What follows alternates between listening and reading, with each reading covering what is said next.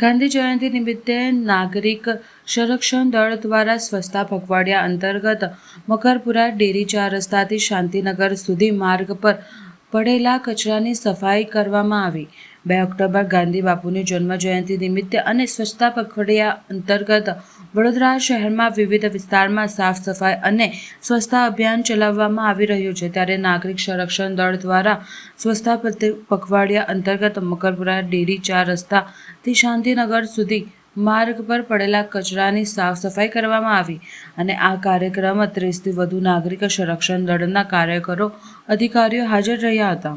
આજ રોજ ગાંધી જયંતિ નિમિત્તે અમે સ્વચ્છતા અભિયાનનું આયોજન રાખેલું, જે સિવિલ ડિફેન્સ વડોદરા અને મકરપુરા ડિવિઝને ભેગા મળીને ખૂબ ખંતથી કામ કરેલું છે બધાએ, અને બધાને એ બદલ આભાર।